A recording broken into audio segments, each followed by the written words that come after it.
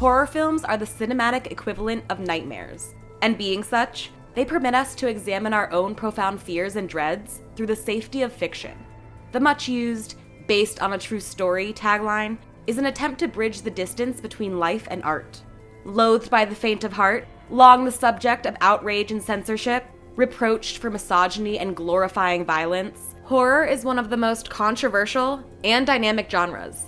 They have adapted to and evolved with the times like no other film category. The spawn of nearly uncountable subgenres and global variations, the horror film has proved protein like few other art forms. Its cinematic history begins with The Devil's Castle, which is a 3-minute short considered to be the earliest example of horror. But the first true-to-form films were made as part of the German Expressionist movement. When we think of vintage horror, it's usually of the classic monsters era, which took over from the Expressionists with the likes of mummies, werewolves, vampires, and other ghouls inspired by Gothic novels. Post-war society in the midst of the atomic age gravitated towards doomsday creature features and alien invasions. In the early 60s, psychological horror took the lead before morphing into films dealing with zombies and the supernatural and demonic possession, which in turn birthed slasher flicks. The genre began to change again in the late 80s with the emergent horror of personality and body horror genres. The early 2000s heralded the age of found footage, gore, and a spree of remakes. As of late, there's been an increasing tendency towards a more serious kind of horror film, harkening back to the suspenseful psychological thrillers of the Hitchcockian era, combined with the emergent social thriller variety of film. Horror is ever-changing, and unfortunately, humanity is not marching into a fearless future. Contemporary struggles and strife, along with the global tech revolution, are bound to spawn all sorts of novel iterations. So, we commence our journey here with 10 influential horror films spanning from 1920 to 1979. Enjoy. Number 10. The Cabinet of Dr. Caligari, 1920. This silent film was often considered the first true horror movie, because unlike those that came before it, was not a short, nor was it a trick film, which were the first movies to feature special effects, but often were treated as novelty rather than serious cinema. The narrative deals with the deranged hypnotist Dr. Caligari, who uses a somnambulist under his command to do his bidding and commit murders. It is one of those essential films of German Expressionism, which was known for stylistic scenery and mise-en-scène. The term Expressionism was applied because the genre did not try to portray the world realistically, but instead created its own, tinted with emotion. The sets were often jarring, with distorted forms, heavy shadows, and forbidding architecture. The expressionistic style of horror is meant to evoke disconcerting sentiments through environment alone, and when overlaid with an adequately chilling tale, manages to capture the elusive quintessence of horror.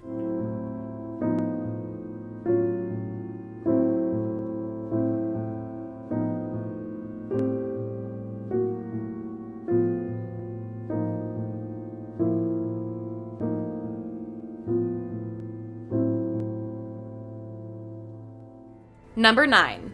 Nosferatu, 1922. The earliest horror films were heavily inspired by Gothic novels and are replete with supernatural fiends, castles, and generally sinister ambiances. Nosferatu fits all those criteria. It is a silent vampire film and contains perhaps the most frightening representation of a bloodsucker to date. The Count Orlok wishes to purchase a new residence, and an unfortunate real estate agent is sent to the castle to arrange the details. The film is based on Bram Stoker's novel Dracula, and was the subject of lawsuits over its unauthorized adaptation. All copies of the film were ordered to be destroyed by the courts, but thankfully some prints survived, and it has subsequently become a lauded film.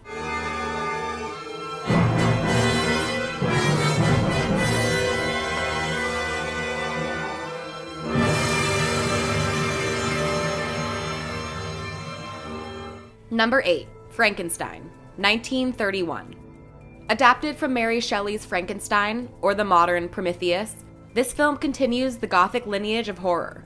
According to myth, the Greek hero Prometheus created humanity, and then defied the gods by giving fire to it. During the Romantic Age in which Shelley lived, Prometheus had become a symbol of scientific striving and its unintended consequences. Dr. Frankenstein gives life to a creature fashioned from the bodies of the dead, and is initially exalted, but quickly becomes repulsed by what he has made, as are the townspeople. The monster is pitiable through his childlike and mostly timid nature, but is hunted down because of his grotesque appearance and inability to conform. Frankenstein is a meditation on what constitutes humanity and the question of who gets to decide. It highlights how easily people can become part of the mob and forces you to contemplate who the monsters really are. It's alive. Oh, it's alive. It's alive. It's alive. It's alive. Oh, in the name of God. Now I know what it feels like to be God. Oh. Number 7. Them, 1954. In part reflective of Cold War anxiety surrounding the potential of a nuclear holocaust, during the 1950s, giant mutated and irradiated insects and monsters permeated the horror landscape. The films were often doomsday scenarios, with the fate of our species on the line. However, they eventually became campy and comedic. Them was one of the first in the genre, and is of a more serious tone. The premise is that a nest of massive irradiated ants has been discovered in the New Mexico desert, on an atomic testing range. The giant ants escape and threaten to spread across the country. Them is one of the first parables about the terror of the nuclear age. When man entered the atomic age, he opened a door into a new world.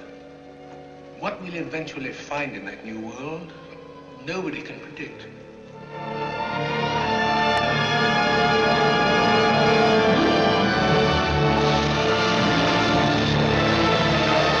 Number 6. Psycho, 1960.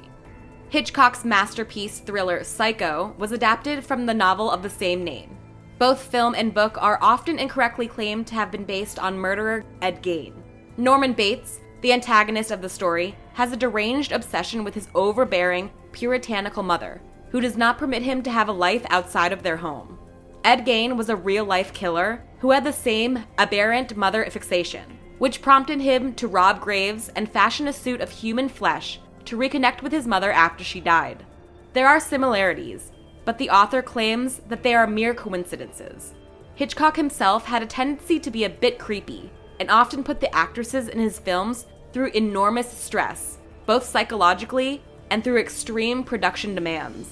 Janet Leigh, the female protagonist in the film, often found props of withered corpses hidden around her dressing room, and the famous shower scene, which is consistently ranked one of the best in film history, required 77 different camera angles and innumerable takes over the span of 6 days. The plot of Psycho features Marion Crane, who just stole money from her boss and has gone on the run, and the unnerving Norman Bates, who cares for his mentally ill mother in their gothic home upon a hill overlooking the motel he runs. Their lives intersect and form the framework of this purported progenitor of the slasher flick. It's not as if she were a maniac, a raving thing. She just goes a little mad sometimes. We all go a little mad sometimes. Haven't you? Number 5. Night of the Living Dead, 1968. While White Zombie preceded Night of the Living Dead by 3 decades, the latter film was the one that launched the subgenre. A social commentary and forbearing of an entire genre, Night of the Living Dead is an enduring fixture in the pantheon of horror. 2 siblings, a brother and sister, visit their father's grave when a strange person appears and attacks them. The sister flees to a farmhouse nearby and finds a gruesome cannibalistic scene occurring inside. She is shocked to discover that there are other survivors hiding in the basement. News reports divulge that scientists believe the reanimation of the dead is being caused by radiation from a space probe that exploded upon re-entry to Earth. The farmhouse is soon assailed by troves of the undead, and the uninfected must band together to survive the night. The film is said to be an allegory for the silent majority politics of the Nixonian era, and the hunkered-down survivors are representative of the open-minded individuals, fearful of the societal reversion to bland authoritarian status quo existence, and the Vietnam War. Night of the Living Dead took the sci-fi premise of space travel and an alien influence come to destroy humanity, and transmuted it into a tense and gory horror film. while also hiding social critique in the subplot.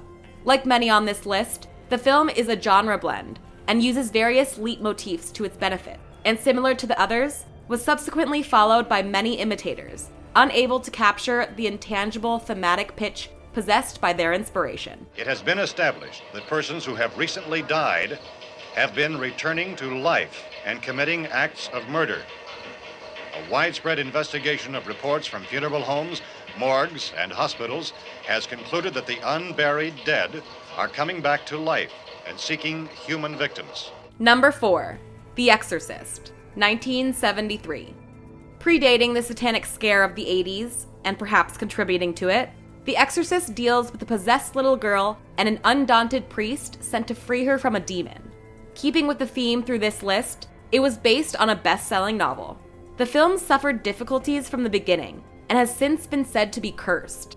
It took twice as long to shoot as it should have, in part because most of the set burned down, along with production difficulties and multiple injuries to actors. The latter was caused by the director William Friedkin's desire to manipulate the actors into giving authentic performances.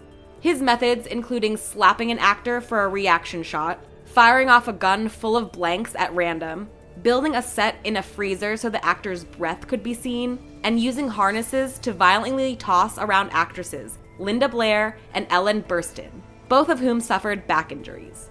Due to the tremendous special effects, the imminent acting performances, and the strong storyline, The Exorcist became a sensation, along with much controversy and hysteria.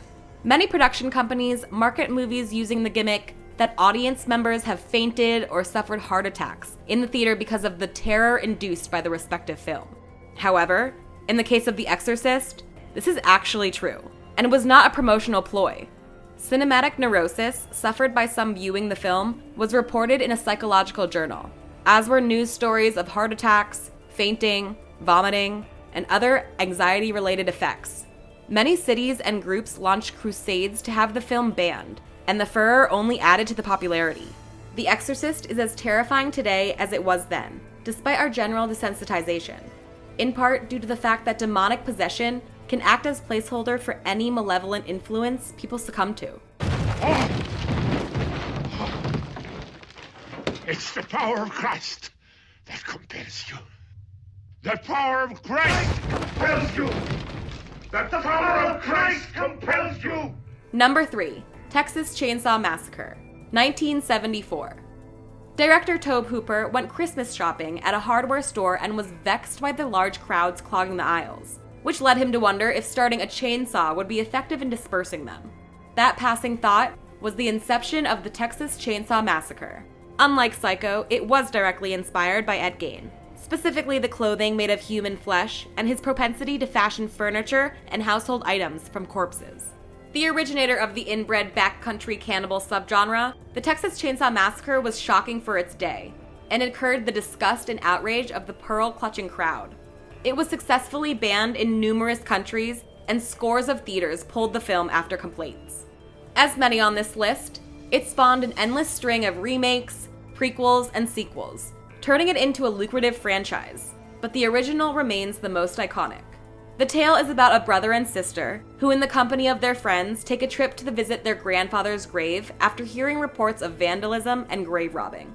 While there, they decide to visit the old family homestead, whereupon they are met with unimaginable savagery, featuring mummified relatives, a deformed man-child, and general bucolic eeriness. It remains a seminal horror film, and was a step in the direction of luridly portraying the all-too-real brutality of serial killers. The film which you are about to see is an account of the tragedy which befell a group of 5 youths, in particular, Sally Hardesty and her invalid brother, Franklin.